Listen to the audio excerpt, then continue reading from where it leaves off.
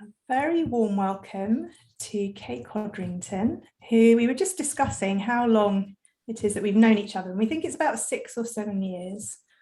We first met through Red School, one of their courses, and have been in touch ever since, interested in lots of similar things. And I'm really excited at the moment to talk to Kate because she just recently published a book, Second Spring, which I am 2/3 the way through. And I've been really enjoying hearing your voice. It's definitely Kate beaming out of the pages, and your sense of humor and keeping it real, and I've been thoroughly enjoying it. Yeah, somebody asked me if I had a ghostwriter. Oh. No, it was all my hard work. Thank you very much. No, I didn't have a ghostwriter. Oh, wow. So tell us, where are you in the world, Kate? I'm in Watford, which is northwest of London in the UK. And what's it like there today? What's the weather like? Well, if I look out of my window, I can see 4 giant yellow balls of forsythia, which are beaming at me. They're almost too bright, to be honest. It's a bit eyeball searing, and the clouds are kind of grey. So it's warm and grey with bright yellow blobs. Yes, because I know you have a beautiful garden. And I've been buying my forsythia this morning, actually. It is, like, you're right, it's just in your face. Here I am, it's spring. Yeah, beautiful. And how are you today? Well, I'm feeling quite kind of busy-minded actually today. Yeah. And I've been lolling around doing nothing in particular with a slightly dribbly slack jaw for the last 5 days, a little bit ill, a bit snotty, kind of gazing at things. And so today real life caught up with me, and all the emails and the messages and the things needed to be attending to, and there were appointments. So I'm buzzing. I think we're quite aligned then, because I was teaching on a retreat at the weekend, and when you go away on retreat, you just go out of your normal space, and it takes you some time to re-enter when you return. So I feel like I'm re-entering with all the emails today. So good, we're talking from a similar perspective. So I'd like to dive straight into, what were you like as a girl? Well, I was the youngest of 3 girls, so that I have 2 big sisters, and my middle sister is 7 years older than me, and the older one is about 9 years older. So my background is quite very sort of English, white, middle class, and my sisters went to boarding school. So around about the time that I was born, they went very young, so they were wished off to boarding school. So I was effectively, I think, really an only child, and I think I was quite lonely, and I longed for company. And my favourite thing was sort of talking to trees. Was hanging about underneath trees and having conversations with the dryad. Well, I would have put that with the tree fairies, I suppose, as I would have thought of it then. And were those trees in your garden or nearby? Yeah, in the garden and in the surrounding area, and back in the 1970s, I had a much longer piece of string, so I would be wandering around the neighbourhood, all over the place, and without my parents really knowing where I was or caring very much. I don't think they thought about it. And so you didn't go to boarding school? Not until later, till when I was 11, which, I mean, goodness knows, that seems pretty young to me now, very young to me now, but at the time that was quite late in the culture of my family. And so what were you like as a 10-year-old? Were you enjoying primary school? But again, I think I felt quite a bit of an oddball, a bit other, a bit separate, not really fitting in, kind of. And again, I think that really fueled my imagination and my creative life, because I had lots of headspace.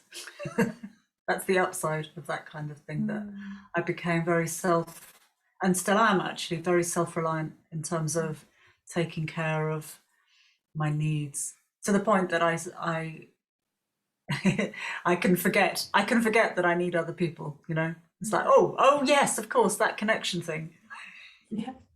That's not my go-to place, but I've learned over time the soothing and nourishing habit of intimacy and connection with people. And that creativity you mentioned, did that stay in your imagination, or did you have some way of expressing it when you were that age? Yes, I did express it that age, and it's been really strong throughout my life. So I would paint and draw and make things and knit things and assemble things. I think there's a massive creative oeuvre, a kind of category of assembling stuff, and I think humans must be wired to do it. And we all do it differently, but it's not seen as a creative act. But I think it is. You know, all the people who collect stuff, collect eggs and collect pine cones and collect, God knows, I have enough stones. And it's deeply, deeply pleasing to line the stones up. Yeah. I think I did a lot of that, and I still do. Thank you. And so moving a little bit sort of further on, what were the teen years like? So you'd sort of gone off to boarding school. I think I mostly rebelled and was awkward and angry, shaved my hair off, and yeah, I got by though. You know, I think I got by. I survived. Which you might think is a fairly low bar, but I think teenage years, I have teenagers now, they're fraught with all sorts of challenges and perils, and it's really hard being 15. It's really hard being 15, particularly if you're a girl. It's hard for boys. It's hard for my daughter was telling me about somebody in her year who was, she said she was it, I can't remember who it was, but they were 4'10" for ages and ages and ages, and then in the space of lockdown they grew 18 inches. Wow. Can you imagine what that does, what that might feel like in the body? Because I bloody can't. I mean, it's amazing. And a whole new perspective, you know. So much. You know, what is this limb? Wow. And what that does in your brain, and you know, and let alone for girls, and sexuality and boobs and attention. I mean, there's so much to deal with. So I survived. Yeah. Yes. Brilliant. And that was okay. I love it. Thank you for that insight. So you, I think, have done a lot of things through your life. And so can you sort of give us an overview of how you've got to this point now with what you're doing? Oh my goodness. Where to start? Okay. I studied fashion, so that creativity turned into a practical art education.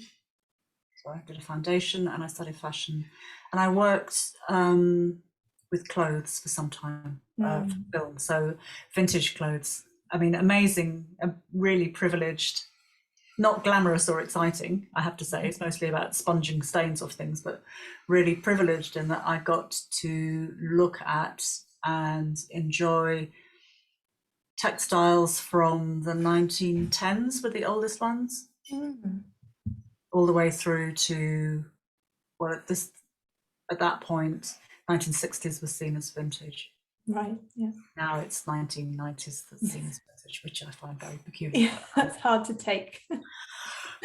So wrong.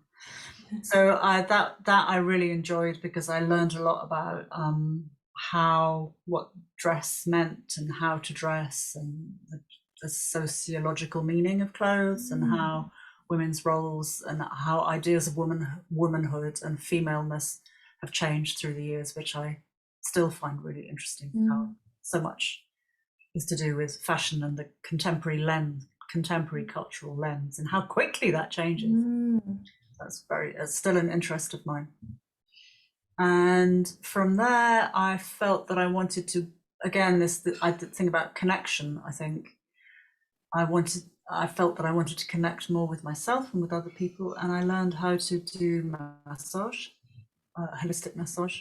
And from there, I went into psychotherapy, so body psychotherapy, which combined an understanding of the mind and the body, working with touch, talking with people who were in distress or facing challenges of various kinds.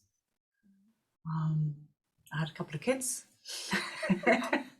That's a big part of my life, parenting my children.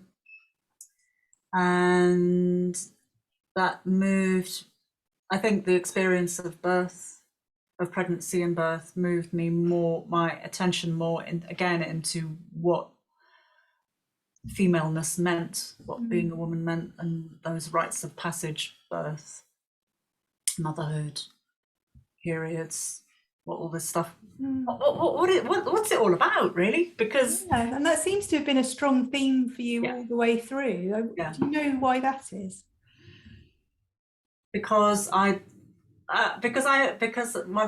guiding thing in my life is curiosity. So what is that about? And I usually other people's, I can see the cultural norm as being just made up nonsense, which it usually is. And I'm always curious to find out what's underneath that and what that means. What does that mean? What does that mean, really? And is that what contributed to you feeling a bit on the outside when you were a child, that actually you had this different view rather than being in the midst of what everybody was thinking? You always had this different perspective. Probably, yeah. Thank you for noticing that. Yeah, I think so. So I've always been slightly baffled as to what's going on. What? Really? You do that? Okay. And this curiosity naturally led into fertility, working with people who wanted to have babies, fertility issues, and perimenopause, and that led me into my adventures in Red School and with Tuli as well, to where I am now, which is, I call myself the Chief Officer of Validation. That's my job. I love that. That's my new job title, because mostly I think what I do is remind people that their feelings are valid and their needs are valid. Yeah, Kate, Chief Officer of Validation. Yeah, and I think for duty, Tessa, sir, Mom. Because I think for me, reading the book 2/3 the way through, it's very much also just about normalizing the variety of experience that people are having as they're going through those perimenopausal years, and just saying this is an okay thing to talk about. Absolutely, yes. And then the most, really common question: am I in perimenopause? Is that what it is? And that's a great question, and it is always an urgent question, because of the fear behind it. Yes. What if it was? What if it wasn't? What does that mean to you? There's a whole layer, and again, it's sort of looking underneath the cultural norm. There's a whole layer of, if I am in perimenopause, then I might fill in the blanks about what that might mean. It's often and generally a negative feeling that comes. And so what led you to writing the book? Was it that you just found that there was something you really wanted to put into words to tell people, or was it that somebody approached you to say you've been working this area and developing this expertise? Sort of how did it come about? I wanted to understand. I write to understand what I think. I think to lay out what I think and have a look at it and think, well, does that make sense? Is that really what I think? It's a kind of, because my mind is quite quick and busy and I have lots of different thoughts, and I don't have, I think you might do, but I don't have that one of those nice, I'm not very interested in logic. If this, therefore that, then that, and then that. I'm like, oh, that's so tedious. But what about? I don't know, if you're listening to the audio, I'm waving my arms. So to write really helps me to nail things down and ground information. So I started off doing that, and then I didn't want to admit to myself that I was writing a book because I had seen other people do that, and it looked too difficult and too big and too hard, too much work. So I pretended I wasn't for quite a while before I came out of the closet and told people. And then it just grew and grew and grew because there was so much to say. If I said this, then my interest is in the psychological dimension, but that doesn't make sense to just write about that unless you mention food, unless you mention culture, unless you mention plastics, and xena estrogen and stuff as well.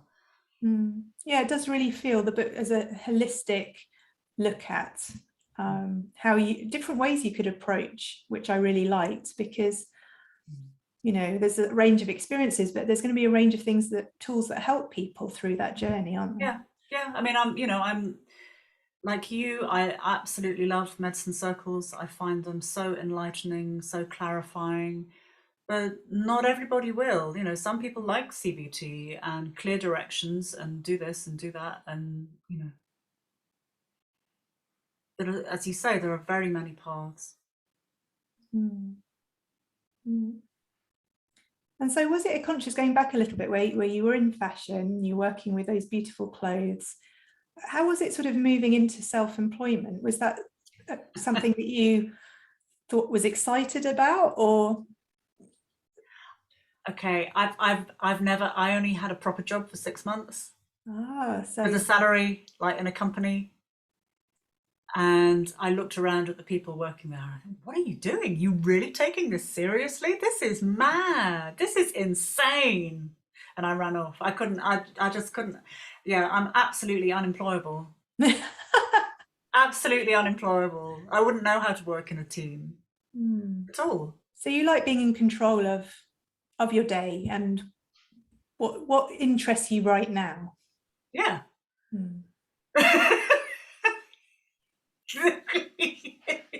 I can't imagine doing anything else. It would be a real struggle now. I think I've probably been employed for more years than I have been self-employed, but it would be very hard to go back now because of that freedom to follow your interests. And with self-employment, let's not pretend it's all a picnic, because you have to do everything in your business. I mean, you can outsource and you can employ other people to do stuff to some extent if you have enough money to do that. But there's a whole load of stuff that you have to do that isn't that much fun as well, and that has to be taken care of. And you need to be a self-motivator. And I think you were alluding to that earlier when you were saying, you're okay in your own company and you're very happy there. But it's also to keep having that inspiration, isn't it? Yes. Yeah. And there's always something new. My favorite season is internal, and external season is spring. And I'm always entranced by new ideas, new possibilities. That's my favorite bit of the cycle. Oh, wow. Shiny new. Shall we? What if we? Oh, that grips me every time.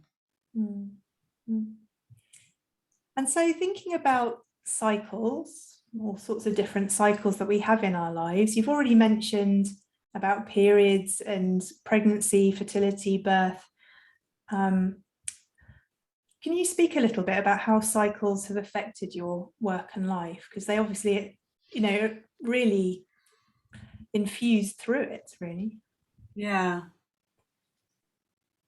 Gosh, that's such a ginormous question. I'm Where not you even are sure. now in your life, Where am I? maybe. Where Let's I am start now? with where you are right now. Okay, I can. Yeah, that's easier to talk about. I'm in second spring, so that means that I am postmenopausal. I haven't had a period for, I don't know, for 3 or 4 years, I think. And the time before that, my periods had a very autumnal tone, sort of monotoned feeling to them. So it's been quite a long time since I've been held in a menstrual cycle. And what that has gifted me is the feeling of checking into moment to moment seasons. So just now talking to you, feeling that we're sort of dropping into a more autumnal phase in this conversation. More like, oh, so I've got over the excitement of seeing you. Hello, Tessa, I just want to look at your face and drink you in, get more Tessa in my life. And the sort of heart connection, and then kind of settling into sort of what is this about? Where is this conversation going, and what are the, because that's, we're all about cycles, so what can I bring? And I love what you said about that moment to moment, because when people talk to me about perimenopause, who have been tracking their cycle and have some sense of a rhythm, they're really worried about that rhythm going and being thrown into no man's land where they don't know what's up and what's down. And yeah, if you can talk more about that. Yeah, I'd love to, because cycles are for everybody. And for people who are menstruating, for some people who are menstruating, the menstrual cycle can, but not always, be a place that you can sink into the season, the menstrual season that you're in. It's not always possible, but sometimes you can, and that can really hold you. But once if you don't have a menstrual cycle, then the process is exactly the same. You check in to how you're feeling, and the question that you're reporting, and I get asked that a lot too. How do I ground myself in the season, in what cycle do I follow if I don't have a period? And it's exactly the same process. You check in with yourself. So, oh, well, I want to jot those ideas down for that article that I want to write. There's a spring thing. So what sort of care does my spring need? Well, I need lots of reassurance and a long piece of string so I can go out, but then come back home again. I need to make sure that I've managed my blood sugar so I'm not going Lulu a long way from home, losing the plot. If it's sort of I've created something and I'm showing it to somebody, that's a very summary thing for me. I want to show and tell. Show and tell at school is a classic summer thing. And you bring your precious thing in and you take it out and you show it to your community in the classroom. And anybody listening to this of any age will know the tenderness and the excitement, the big excitement and the wibbly wobbly craziness of that thing when you go in with your thing in your hands. There's a real vulnerability there. It's really vulnerable. So we often think of summer as this sort of Wonder Woman super empowered place, but it's also we have to watch that tenderness and tend that child, I think. I also see it sometimes in the women's circle, because somebody might get sort of swept away by this feeling of being connected with others and this wonderful sharing that's happening, and sometimes share something and then afterwards there's that sort of vulnerability hangover that you think, gosh, I've never said anything like that before in a group. So I think you're really right that you have to watch for that. And at least when you feel it, the shame hangover, know that it's a thing, and that's okay too. Mm. and sort of really tend to that in whatever way you can, whether yourself with kind words to yourself, or stroking, or check in with a friend, or to get some reassurance. And that's a summary thing. So you may, if you have a menstrual cycle, you may say, well, I'm day 10 and I'm feeling summary, and have some certainty or some expectation that that might be happening. And without a menstrual cycle, you don't have that certainty. But it's still the same process of checking in and seeing, how do I feel right now? So what sort of quality, seasonal quality, does this have, and what might that need? And I'm wondering whether, there's been a lot, I think, in articles out in the media a bit more about cycle awareness, about periods, more about menopause. But I wonder whether actually our focus will change a little bit, and we'll pull back from the menstrual cycle to that wider view of checking in. Because I think you're right that anybody can do that, and it's so helpful to begin to realize your own patterns, whatever they're sort of aligned with. I think it has been, there's no doubt that it has been absolutely crucial, and still is really, really, really important, to reclaim menstrual cycle and reduce menstrual shame, and to name the power of the different qualities that can arise through a menstrual cycle. And that will be an ongoing process. But one of the side effects of that is that people without menstrual cycles feel excluded. And it becomes this wonderful thing. Oh, it's a wonderful thing for us, and it's a wonderful thing that you don't have, that I don't have. So I really hope, and part of my mission at the moment, I think, is to really affirm that this is all there for all of us. And it's really practical, grounded, useful information that will help you to be kinder to yourself, to treat yourself better, and treat the people around you better. Yeah, that's great. Can you tell me about a transformational moment? Could be any time from your life. You and your big questions, Tessa. What do you say, 30 minutes? I know, it's a quick... the 30-minute life story. A glimpse into the life of Kate. So what I thought I'd share was it's a menopause thing, really. And I had earned my living as a body worker for many years, and I was really growing my practice and making my way in the world with it. And what was happening was that my knuckles started to swell, and my hands started to get really stiff, so that I couldn't open jars and things. That kind of grip, I was losing my grip. And this was kind of a catastrophe, really. I was working really hard. I think for the first year ever, I had actually made a reasonable amount of money, rather than no money at all, which is what I usually did. And I was like, I've got this thing. So seasonal. What was happening was I was in a summery vibe, wanting my skills and my gifts and talents to make a difference and be recognized. Recognition was very important for me at that point, to be seen in the world. But I was in an autumn phase of perimenopause, and the autumn requirement is to let go and to step back and to focus inwards. So there was and I hope one day we'll have another conversation about what happens when the requirements of each season are not fulfilled, and the consequences for the rest of that cycle. Because I think this is something that I'm really interested in, and I would really like to talk more about. Just kicking my table.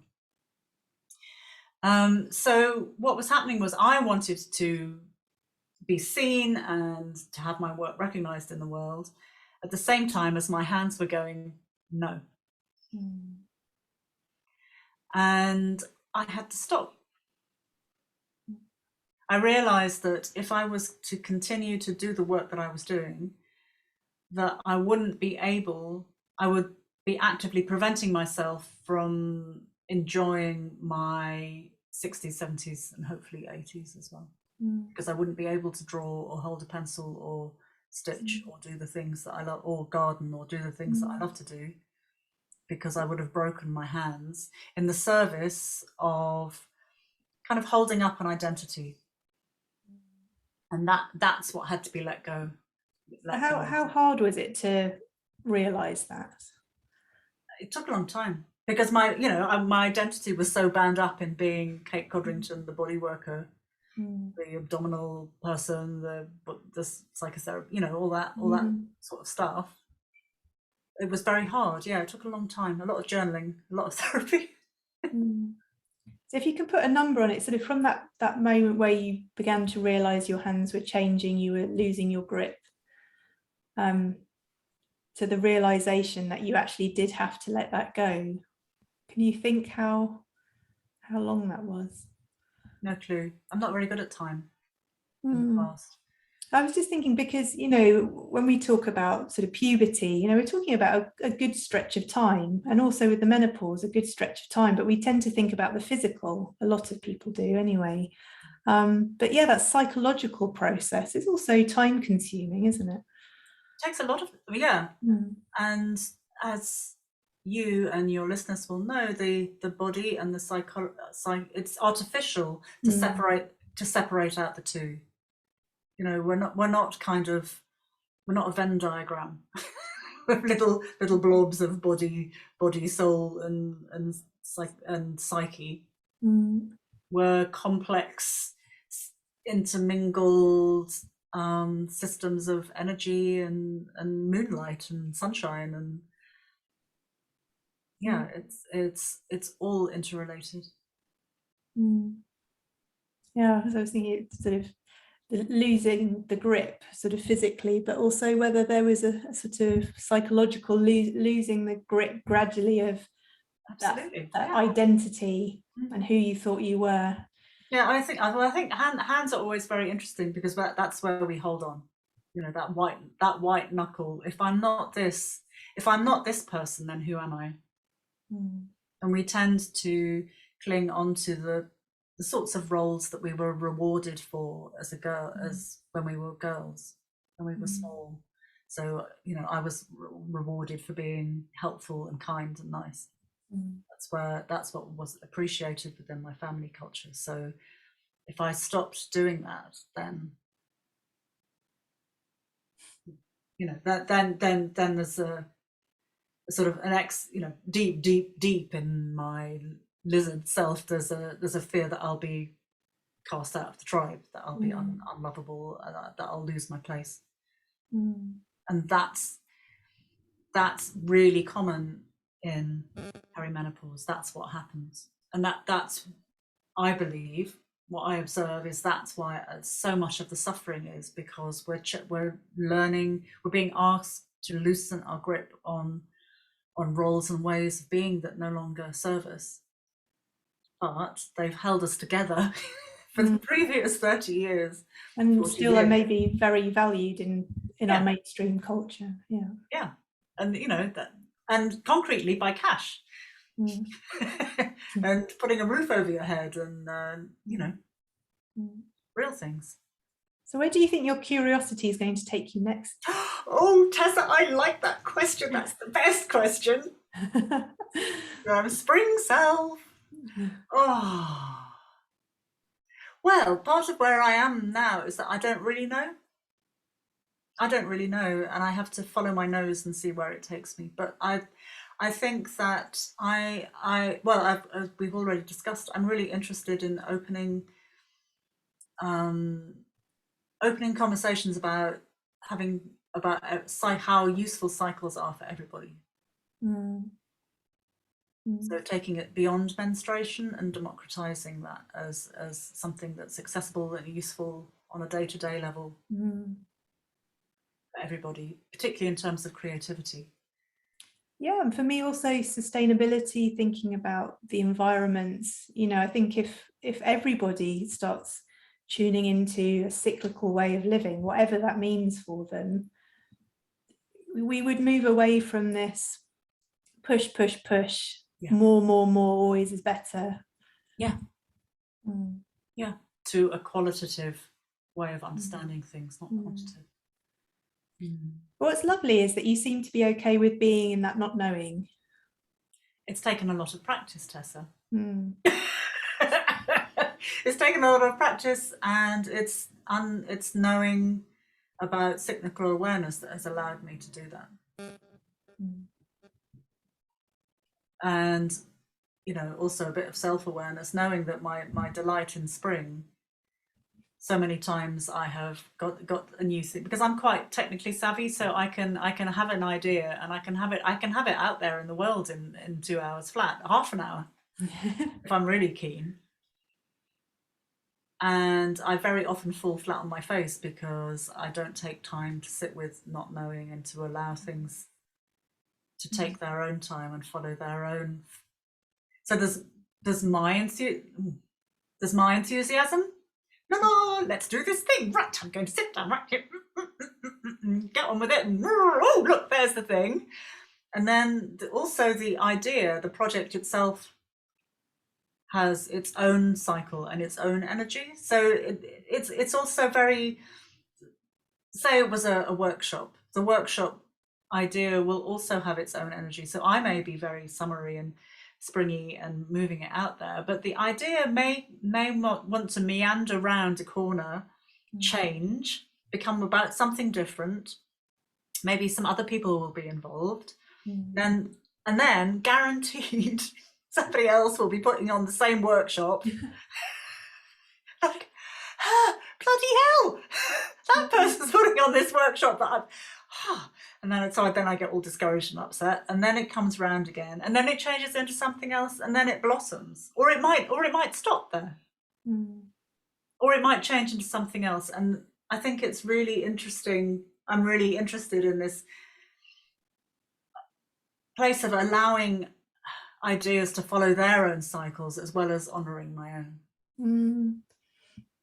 I was just thinking back to, those who might be listening who are still at school, wondering where they should, what work they might be interested in. I think when you're at school, there's such a pressure to sort of get onto the next part, and there isn't that time to be in that mushy state where you're thinking, well, I'm sort of interested in this, maybe I'm interested in that. I need time to let that evolve. It's always being pushed forwards, and it's very hard under those circumstances to let the creativity come through, isn't it? Yeah, it's really hard, and it makes it worse because we're always asking them. They're always asked, so what are you studying, and what are you interested, and what are you doing next? And most people don't really find out what they really want to do until they're at least 40 or 35. And that's okay. And that,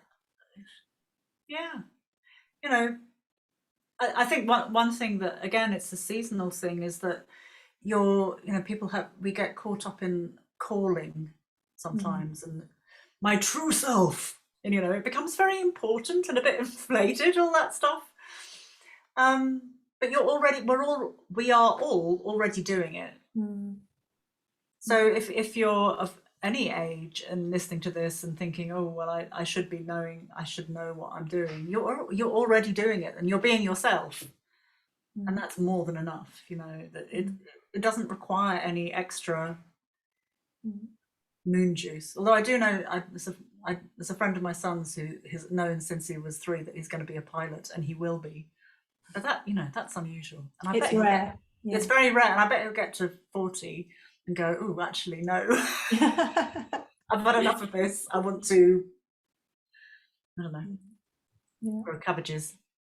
Well, I think that's a lovely place then, that you're already doing it. You are who you are, and that is enough. That's wonderful. It's more than enough. Just following your nose and being pleased pleased and challenged and Yeah, and keep being curious. And being curious, yeah, absolutely. So where can people find you if they're curious to know more about you? They can find me on Instagram at Kate_Codrington. And they can find me on my website is katecodrington.co.uk. And I have an Aladdin's cave there of all sorts of incredible free stuff that you can access. There are Yoga Nidras, there are workshops, there's graphics, there's all kinds of things. I keep putting things away in the cupboard and stroking them. And they're all there waiting for you. So yeah, that's an easy way to sort of have a little play with some treasures and see what they're like. Well, thank you so much for giving us an insight, and thank you for your curiosity about the world. Thank you, Tessa. It has been just delicious talking to you.